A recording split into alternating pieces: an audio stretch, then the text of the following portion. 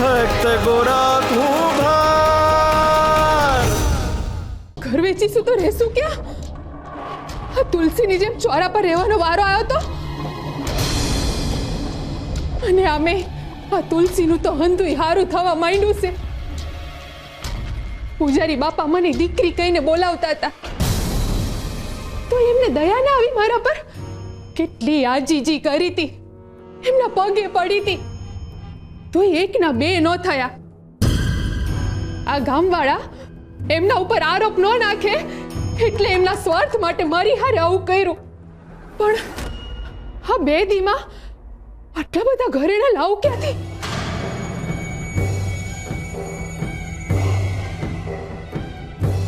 મેં તો 500 કાવડિયા એક હારે જોયા નથી. જો હું ન આપી શકી તો? ના ના ના મીઠી, હું તો ન થાય. હા, તારે જ કઈ કરવું પડશે.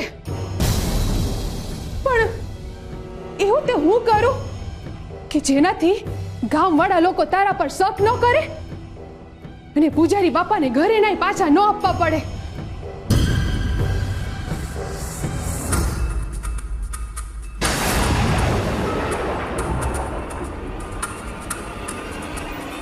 મીઠી, હવે તારે જ કઈ કરવું પડશે.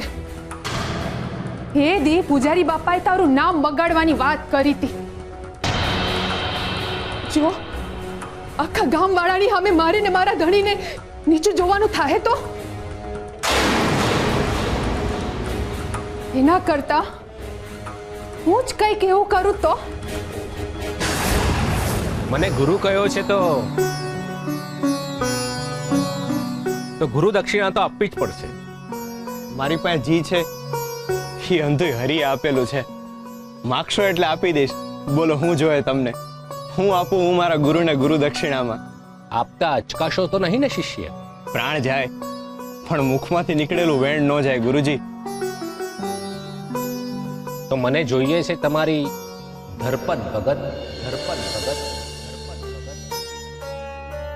ધરપત? કેવી ધરપત? સાચું કહું ને તુલસી વહુ, ગોરા જેટલો સાફ અને શુદ્ધ આત્મા મેં આજ સુધી કોઈ જોયો નથી. એટલે મને ગોરાને લઈને ડર લાગ્યા કરે છે. કેવો ડર? તમે પ્રભુ ભક્તિમાં પોતાની જાતને ખોઈ ના બેસો ને, એનો ડર. ભક્તિમાં તો પોતાની જાતને મેળવવાની હોય. તમે અકારણ ચિંતા કરો છો. મારી ચિંતા અકારણ નથી ભગત.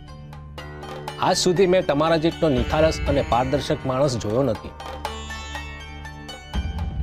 આ યુગમાં તમે સતયુગનો આત્મા લઈને જન્મ્યા છો. મને તમારી બહુ ચિંતા થાય છે ભગત. ભક્તિ અને ભક્તિની અતિશયોક્તિ વચ્ચેની એ પાતળી ભેદરેખા તમે પાર ના કરી જાઓ એ ધ્યાન રાખજો.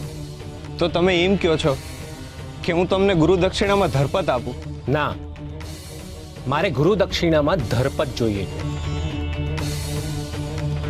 પણ એ તમે નહીં, તુલસી વહુ આપશે. તુલસી વહુ આપશે. તુલસી વહુ, તમે મને એ વચન આપો કે તમે ગોરાની ભક્તિની એ રેખા ક્યારે નહીં ઓળખવા દો.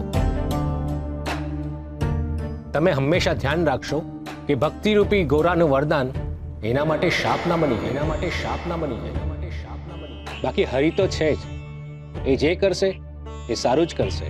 બરાબર ને ભગત? હા કાકા, તમે ચિંતા ન કરશો. ભાઈબંધ હંમેશા મારી હાથે જ હોય છે. એ હંધુય હારું કરશે. તમારો આભાર ગોરા ભગત. તમે મારું આ કામ પતાવી આપ્યું. હવે હું આ માટલા રાજમહેલ સુધી પહોંચાડી આવું છું. હરિની ઈચ્છા હશે તો ફરી ક્યારેક મળીશું. ને હા, આ ચાકડો તમારો. ગુરુ દક્ષિણા માગીને તમે આ ચાકડો મને આપીને જાઓ છો? ભેટ સમજીને રાખી લો ભગત. ભગવાન કરે ને આ ચાકડો તમને ખૂબ પડે. ચાકડાની ગતિની જેમ જ તમારું જીવન આગળ વધશે. કાકા, તમારો જેટલો આભાર માનું ને એટલો ઓછો છે. આભાર ના માનશો, મેં ગુરુ દક્ષિણા લઈ લીધી છે. ચાલો ત્યારે હું જાઉં છું. આવજો તુલસી વહુ.